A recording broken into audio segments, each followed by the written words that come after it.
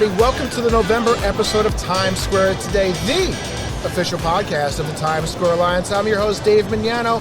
As always, here with my esteemed co-host, the president of the Times Square Alliance, Mr. Tom Harris. Tom, how are you today? Doing great today. It's always great to be in Times Square, Dave, and today is no different. No, it's always great to be here, but wow, if you guys look around, there is so much activity happening. It is a beautiful, beautiful fall.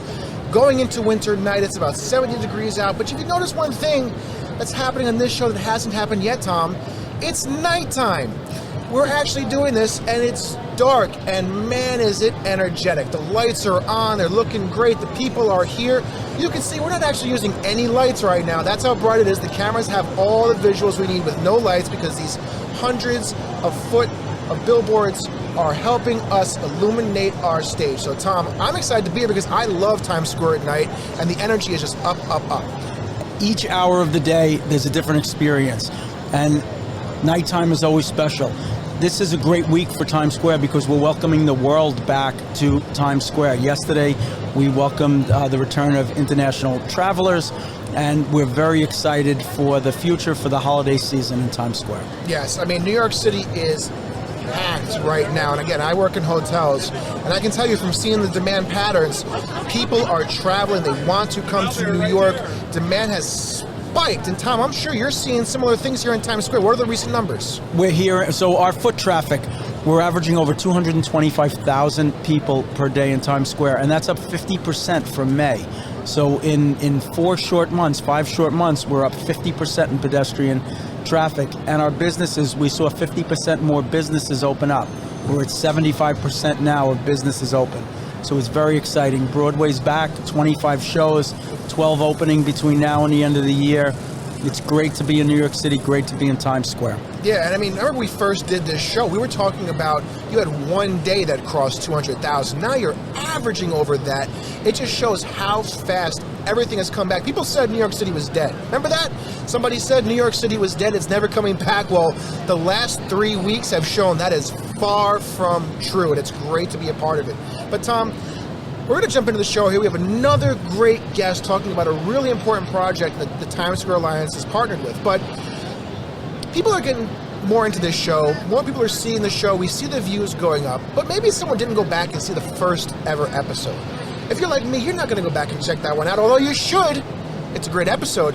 But Tom, let's tell everybody who may have be joining us either this episode or a previous episode what the Times Square Alliance is about. What do you guys do? Why are you guys involved so much in Times Square? So the Times Square Alliance is the business improvement district for Times Square. Our mission is to improve and promote Times Square and make it clean, safe, and desirable for all. We have a public safety team, a sanitation team, and we do great events like the New Year's Eve event, the annual New Year's Eve in Times Square, which is coming up soon. Yeah, so we're going to talk about that a little bit. But of course, next month's show is probably going to be heavily focused on that. A little bit of a teaser for you guys because, well, where else do you want to celebrate New Year's Eve but in the heart of Times Square, in the canyon? I mean, listen, Tom, right over your head, I'm looking at the New Year's Eve ball, right? And the teaser for New Year's Eve is we are back. We are looking to have an event as close to that of 2019 as possible. People will be able to come out, experience it in Times Square. There's going to be a vaccination requirement that we're working out with the city and with with our medical team, but we are back. It's so exciting to hear. It's just kind of that epitome of what we talked about, right? New York City is not dead. I honestly expect the New Year's Eve this year to be one of the busiest ever. One of the most in-demand ever from all over the world. I think people are craving that experience. They're craving to get out. And I think it's going to be one of the best events in the city in a long, long time. And of course, you guys are the ones who are really invested in running that. So I'm looking forward to talking about that next month. We're going to leave some time, leave a little bit for you guys to want to come back for December because we have another great thing to talk about right now. Because listen, Times Square is a lot of stores, it's a lot of restaurants, a lot of advertisements, but it's not just about that. Times Square is also about the community. We've talked about Times Square being such a diverse community, both with local people, international people, domestic travelers from other parts of the country, all coming together in a few short blocks and doing something like this happening around us right now, coming together and experiencing one of the most amazing places in the world in their own special way. But you guys at the Times Square Alliance have formed a new partnership with the Center for Court Innovation, the Midtown Community Court, Breaking Ground and the Foundation House, and you guys have started a program called Community First. And that brings in our wonderful, wonderful guest, the project director of Midtown Community Court, Lauren Carotolo. Did I butcher that? So close. So close. So close. Carotolo. Carotolo. With the hand As they say in gesture. Brooklyn, you have to put your hand up. So Curatolo. the thing about me with names is I am terrible at them, because you just told me it maybe 5 7 minutes times, ago, yeah. several times, and as soon as I'm ready to go, just butcher it. So I apologize to you and to Totally anybody fine. else who's going to be joining our show. Please don't come in with a wild name, because it's going to be almost impossible for me to say it.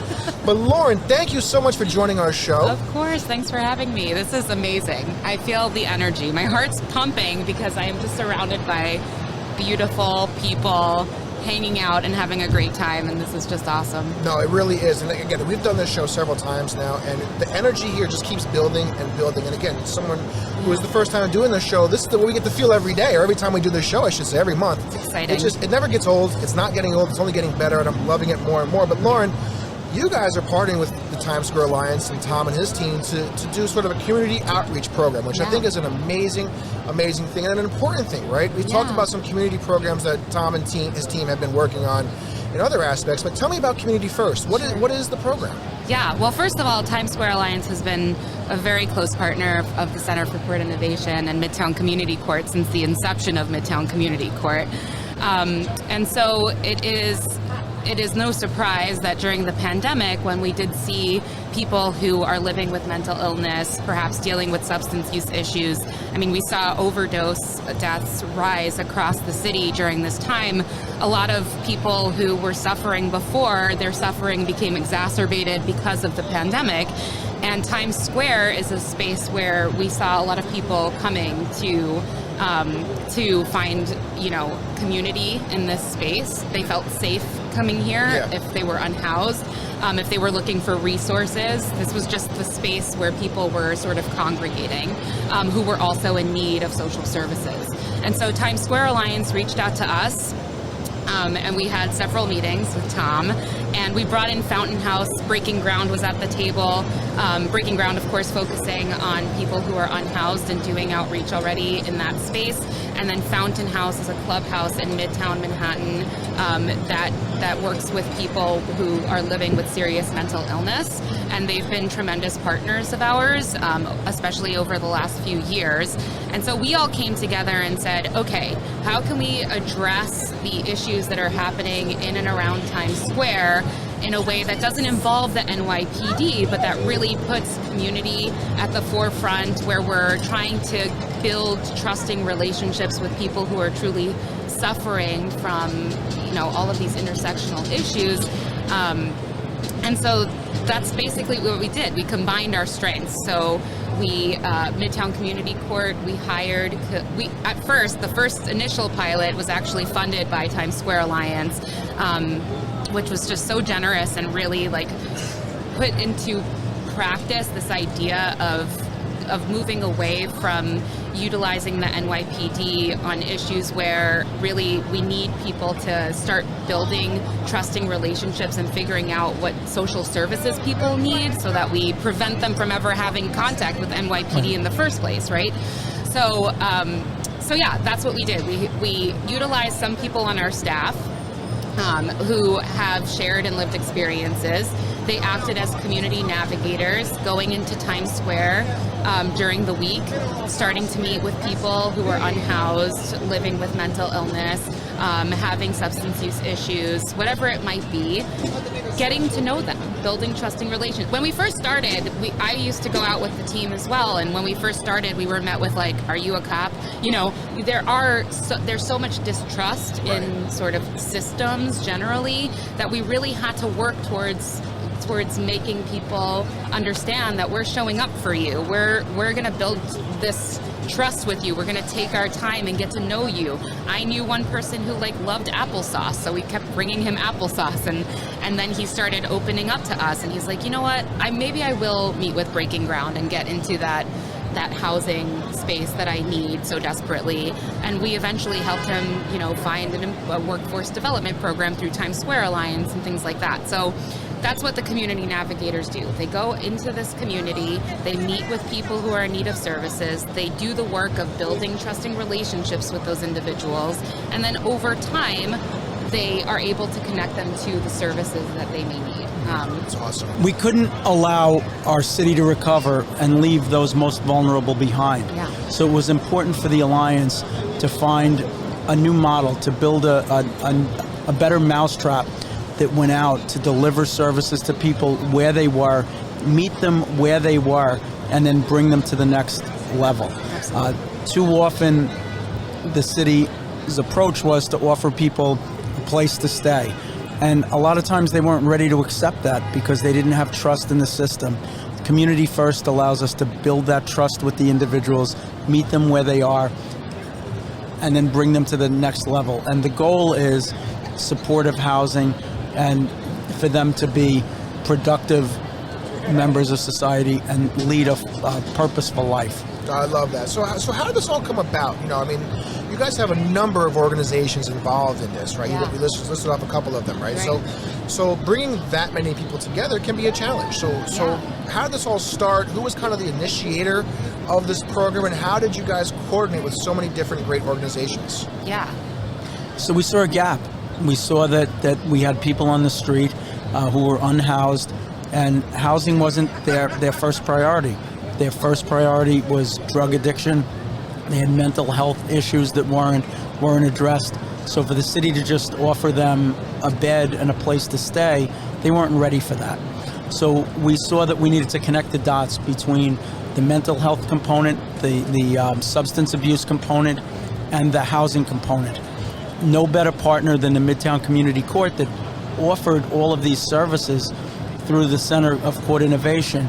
So we sort of married all four of the groups. The Alliance are the guardians of the neighborhood. So we sort of brought people together, and then really we just gave it to Lauren and said, Lauren, let's see what's possible. And Lauren's done amazing work. Well, thanks. But I think the bread and butter of the Center for Court Innovation and Midtown Community Court is this idea of bringing everyone to the table, figuring out what our strengths are, how do we collaborate, and really identifying like what are each community-based organization, and there are so many in just Midtown Manhattan, we all have different strengths, different focuses, and so marrying those things together and really coming together as a unified force is what made the difference here, right? Like, we provided the community navigation, the training, the convening the bi-weekly meetings so that we could cross-share on the folks that we were meeting in the community. It was really like a trial and error process, and we just worked so well together. It's something that I find to be the silver lining out of this pandemic, is recognizing that without cross-collaboration, we're not going to get very far, right? No, absolutely. And that also involves like governmental entities and systems. Like, we need to figure out now, as we sort of are building out Community First through this 1-year pilot, how do we collaborate also with the NYPD, with neighborhood coordination officers and folks like that, to make sure that maybe an arrest doesn't have to happen in certain situations. Perhaps this is an issue where an officer could call a community navigator to be responsive to someone who might be in a moment of crisis, right? And utilizing the heat teams and like all of these other things that are happening at the government level, figuring out how do we put all these pieces together, and that's what we're doing right now. I love that, because, you know, I mean, listen, we said this is a community in Times Square, right? Yeah. And all too often, not just in New York City, but probably all across the world, people with drug addiction, with mental health illnesses, various challenges that a lot of people do go through, they can kind of be often overlooked, especially when you're in a place that is so hustle and bustle and moving, and there's so much happening. So the idea that all of you guys have come together to say, hey, there is a gap, as you worded it, Tom, and we have an opportunity to fill that. But not that we have an opportunity, you also, in a way, have a responsibility. And you took on that challenge, and you created this amazing program. And, it's not just the community officers walking around. It's not just Tom and your team is doing, walking around and doing everything you said, which is amazing things. You guys have also set up a resource center, a recharging station, I think it's what it's called. The recharge station. The recharge station, which is in Broadway Plaza, which is basically where we are right now. Yeah. Between 43rd and 44th, so that's 3 streets over that way. Yep. So give us kind of an idea of what that is. Yeah. We just had a great event today, actually, there. We had 7 different organizations come out and do what we call a social services block party. So it was really wonderful, and it was also a way to promote the recharge station. And I was there at 10:30 this morning about to set up, and there were 6 people gathering there, having coffee, charging their phones, talking with each other. Essentially, it is a space that Fountain House commissioned. They were able to, in collaboration with us, design this kiosk, but it is a recharge station is what we're calling it. And it's just for people to gather. It's for people to know that they have a safe space to go to connect with peer navigators from Fountain House, who then can connect with our community navigators. So if there is someone who keeps coming to the recharge station and finally might say something like, hey, you know what, I really need help with my SSI benefits. They can call us and we can connect them with CUCS Connects, who can then meet with them and sort of start the process. So they know that it is a resource to them, and also just what I think the beauty of it is that it's in the heart of the city, and it really just centralizes community in this really obvious way of we're not going to push people to the margins in this space. We are making them because they are part of our city, and that means we have to take care of people, right? These individuals. And so that's what it's so beautiful about it, I think, and it really is the culmination of those first 6 months of the pilot program, was this recharge station, and now it's sort of exploding. It's seeing about 40 people a day. Many people became, the most recent figure I received from Nancy Young, who's the director of On-Ramps, which is a program at Fountain House. She said that about 7 people became members of Fountain House. Nice. As a result of the recharge station, that 2 folks became navigators hired at the recharge station, which is just a beautiful story, right? And so, and of course there's all this cross collaboration between us and them and breaking ground. So it's just a tremendous resource. Is the booth open 24/7? It's open Monday to Friday from 9 to 3 p.m. Okay, very cool. Yep. And it's all about building trust, developing relationships, so that when people are ready to accept services, they know where to go and that those services are available for them. And you would think that we would be getting complaints or issues about having this type of resource there. The exact opposite is the case. It drove out a lot of negative activity and replaced it with this positive activity. No, that's so awesome. And Tom, now you have a team, security team, sanitation team. So if somebody was in the area that thought that they needed to use these resources, or somebody in Times Square saw somebody else that they felt may need some help and need some resources, can they come to your team and will your team help guide them to this recharging station? Of course, all of our public safety team, our sanitation team is well versed on the Community First program and the community navigators, and they can direct them to the services that they need. Awesome. So again, you said it's about 6 months old, the program so far, is that right? So we did an initial launch at the end of January, and then in July we were funded through Department of Homeless Services for a 1-year pilot where we were able to hire 4 full-time community navigators, and in fact we have 2 more community navigators just joining our team in the next couple of weeks, which is super exciting. Yeah, so what the navigators do is they go out into the community with a wagon filled with socks, PPE, masks, food, water, whatever we have at the community court, and they go into Times Square and the surrounding blocks and meet people and just start with a simple conversation of how are you doing? What's your name?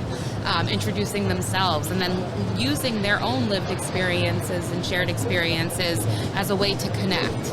And, eventually over time, it was so great today. 2 of our navigators were at our event and people were passing by like, hey, Harley, hi, Camilla.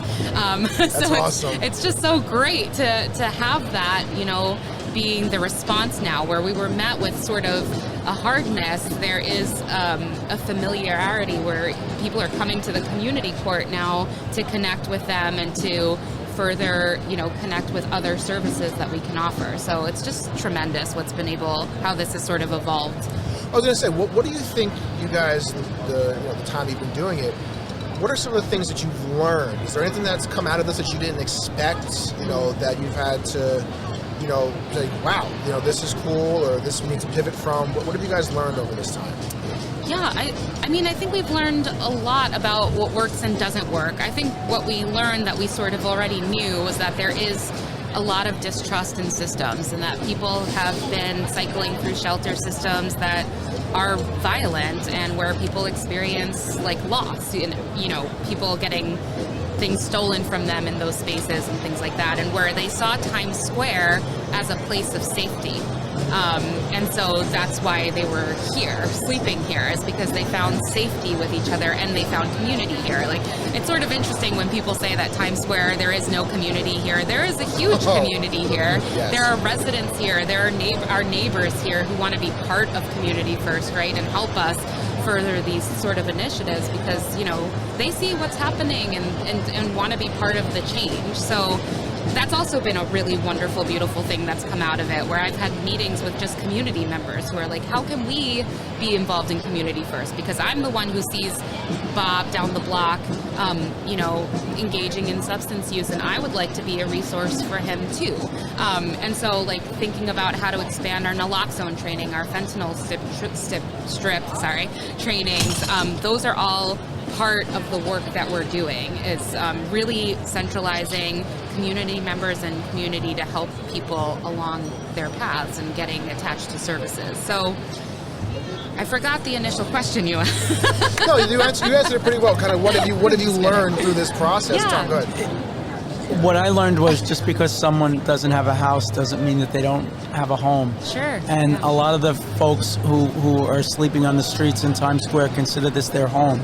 So any effort to give them help has to be grounded in this being their home and this being where those services are delivered. We can't just ship them someplace else. We have to take care of them here.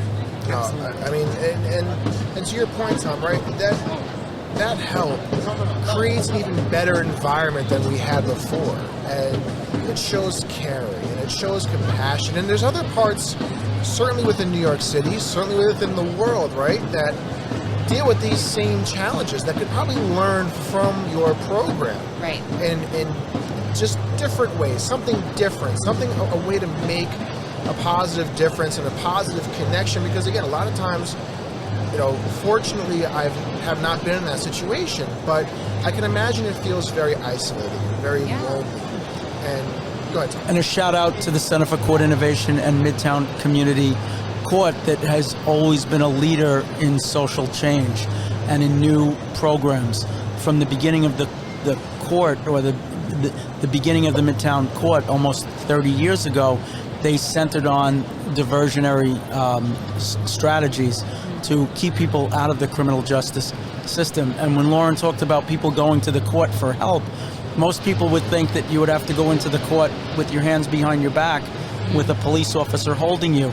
That's not the way it works here. You can walk into the Midtown Community Court through the front door and get all of the services that they have to offer. Right. So where is the Midtown Community Court? It's on 54th Street between 8th and 9th Aves. It's beautiful. We love it. It really is a special place, actually. You walk in and you just feel like a homey vibe. And the staff is incredible. Shout out to everyone on the team. They do an incredible job. Just even during the pandemic, we had folks who had completed programming, court mandates, but were calling our clinicians and our social workers, our staff, to feel connected because so many people were disconnected. And so they really engaged in services during that time without any court mandate over their heads, which is just like a powerful thing to think about. Yeah, absolutely. Now just to confirm, anybody can walk in there. There's no real limitation to who can and cannot walk in there, whatever they may or may not want to be there for. It's really open to anybody that wants to come in. Absolutely. Yep. So, listen, again, if you're somebody who is struggling with really anything, right, this is a great resource. This is a great way for you to go in and be in a non-judgmental environment and seek help. If you're somebody that knows another person that is in a situation that they may need some help, can they come in as like a friend or family member and get some resources from anyone can come in. We're there every day, Monday to Friday, 9 to 5, so it's a walk-in situation. Love it. Okay. Yeah. And just a shout out to the de Blasio administration, who realized that the status quo wasn't acceptable, saw value in this program. Commissioner Banks from the Department of Social Services has been a fantastic partner, and he has been funding this. He's going to fund this for the next year. Yeah. So our goal is to model this in Times Square, make it great, and then it's a model that could be piloted throughout the rest of the city. Yeah. Not just the city, other areas of the world, as we talked about, right, that Absolutely. are dealing with similar issues. And in our 10 months, we have quantifiable results of success. When we started this initiative, an average of 34 people were unhoused and sleeping on the streets of Times Square each night, on average. That was in January. In October, our average was 14 people sleeping on the streets in Times Square. So that is a measure of success that we can be proud of. We're still looking to help those 14 and any of the other transient people who come through Times Square.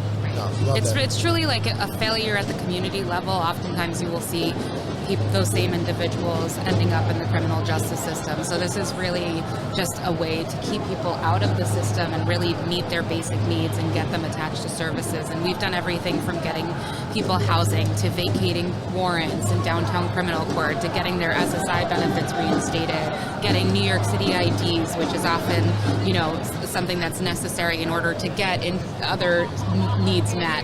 So it really is just a powerful program, and we're seeing tons of success, and certainly it should be replicated citywide as a way to address these immediate needs that people have.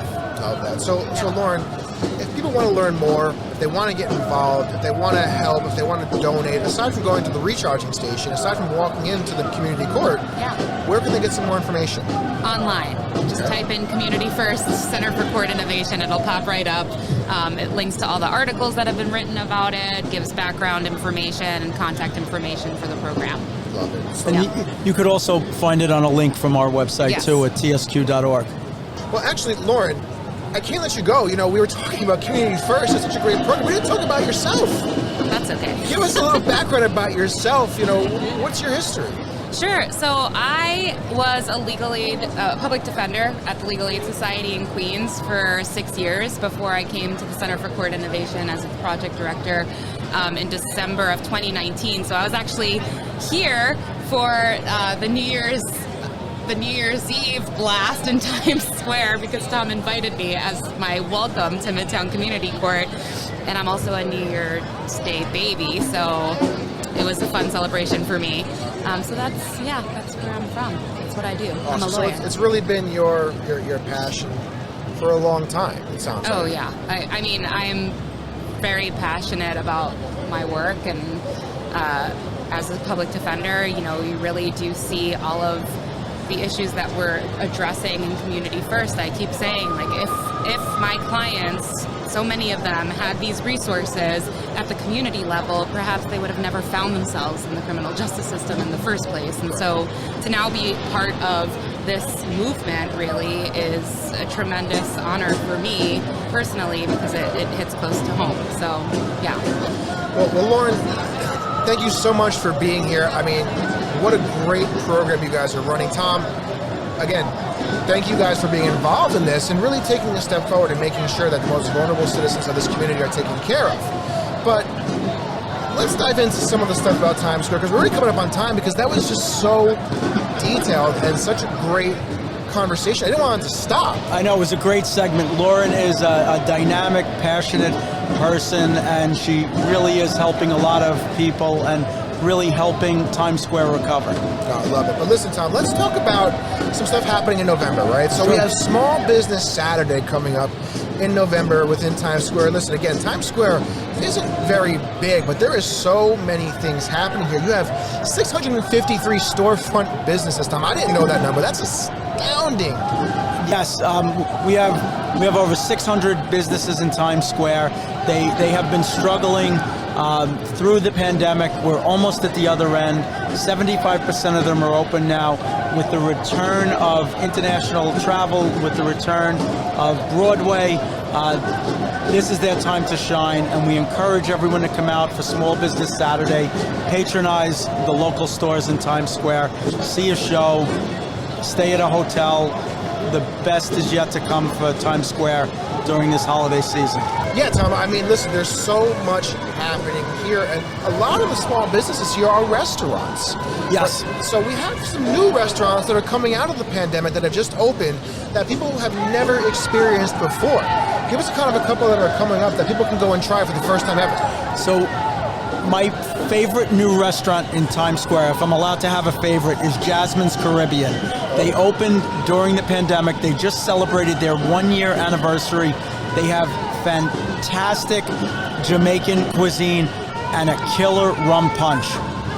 Oh, I love it. And listen, I love Caribbean food. My wife is from the Caribbean, so I'm definitely going to have to stop there. But there's other restaurants as well, right? You have 16 Handles. 16 Handles, Silky Kitchen, Prime Catch opened up during the pandemic, Bibble and Sip, Margone Restaurant on 46th Street. And then we have smaller stores like Sam's Shoe Repair. Try to get your shoes shined in Times Square now. It's almost impossible. You can go to Sam's at 255 West 51st Street, have your shoes repaired and your shoes shine. Yeah, listen, if you're in Times Square, you want to look good, you want to feel good. Yeah, to your point, Tom, it's not easy to do if you scuff up a shoe. You can't just go, anywhere in Times Square, so you need to check out Sam's, check out the John Baltimore Music Company, all these different small businesses. Check them out, support them. As you guys are traveling to New York City, as you guys are traveling to Times Square, we need you to support those small businesses. Thank you for your patronage. And again, just another way to experience the dynamics of Times Square. And just remember, if you don't patronize your small businesses, you won't have small businesses. So in order to keep a vibrant neighborhood going, we really need to patronize those small entrepreneurs who are taking a chance. Yeah, so listen, Tom, speaking about a vibrant neighborhood, Times Square is obviously that, but you guys have developed something really, really cool, and I'm looking at it right over your right shoulder. That's the snow globes, right? So there's snow globes in Times Square. Show globes, Dave. Show globes. Yes, this is the second year that we have our show globes. They're just a celebration to Broadway. We have 4 show globes in the Broadway Plaza between 45th and 46th Street, and they're celebrating 4 of the Broadway shows: Ain't Too Proud, The Life and Times of the Temptations, Dear Evan Hansen, The Lion King, and Wicked. And they're really incredible. They're almost 10-foot snow globes with your favorite Broadway show featured. Yeah, and listen, again, we talked about this in a previous episode, that the attention to detail that these Broadway producers and artistic creativity people have for what they put together. I mean, I walk past them coming here, I see them right over your shoulder, Tom. You will not believe the creativity and the attention to detail that these show globes have. So they're your favorite shows, but there's something you've never seen before. They're unique. You have to come check them out. Take a picture in front of them. Again, it's just something that's a free, cool little thing in Times Square that you can't see anywhere else. Where else could you be in the Broadway Plaza seeing your favorite Broadway shows in a show globe? It's something small, but it's something really unique and really cool. And it's something else that brings that community together. Yes, and it's just a way to celebrate Broadway in Times Square. We're so excited with the return of Broadway, and this is just one symbol to recognize the value of Broadway to our community. Yeah, speaking of Broadway, guys, listen, we're up to 35 shows back open. We have more shows opening between now and the end of the year, especially with international tourism back. So you can best believe all of your Broadway favorites are going to be available shortly. Listen, if you want to come and see any show, go back and check the show from last month, October's Times Square Today, with Tori Bailey talking about that TKTS booth. It was a great show. It's a great program. It's sitting right behind me. You can see right over my shoulder the show times on that TKTS booth are getting longer. There's more shows coming out, so now is a great time to come out and experience Broadway in ways you've never seen before, because again, we're just getting back open, we're just starting up. Be part of the historical experience of Broadway reopening, Tom. And last week, Broadway welcomed back its 1 millionth patron since they reopened in September. So that was a milestone for Broadway. It's such a milestone because it wasn't that long ago, right? Broadway opened up in September. The middle of September. We're only 2 months in, and already 1 million people have come and viewed a show. It's only going to get better. There's no better time to come to New York City than the holiday season. There's no better time to come to Times Square when it gets dark early to see all the bright lights. Tom, we just talked at the top of the show. New Year's Eve is coming. Where else do you want to be on New Year's Eve but Times Square? Times Square is the place to be on New Year's Eve and every day, but New Year's Eve is special. At midnight, when that ball drops, the world watches us say goodbye to 2021 and hello to 2022.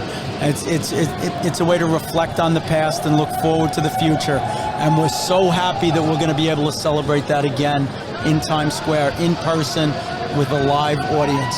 Dan, again, like I said, right over your head, Tom, looking at the ball, it looks great. The 2021 is lit up. You can see at the top of the show in our intro the big fireworks display that goes off when the ball drops. So why not be here to see that live? Why not be here to experience this community? Again, didn't have it in person last year for obvious reasons. We're back. People are going to be here. It's going to be live. All the TV stations will be everywhere. The confetti, the hats, everything is going to be going on like you've seen in the past. Why not come experience it for the first time since 2019 into 2020? Again, there's going to be some requirements. You got to go and check your vaccination status this time. I'm sure you guys will have some stuff on your website. We're going to talk about that on the show next month, so make sure you check out Times Square Today, December's episode, to get your up-to-date details of what you need to come experience. But listen, there's no reason not to come. It's going to be safe, it's going to be fun, and it's going to be free.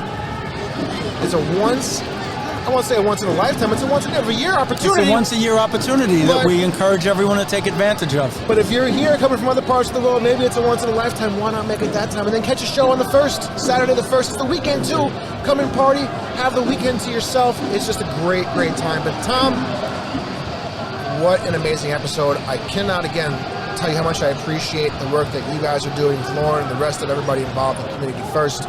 How does it make you feel to know that you and your organization are helping so many people that need it? Look, we can't recover, we can't thrive as a neighborhood if we leave our most vulnerable behind.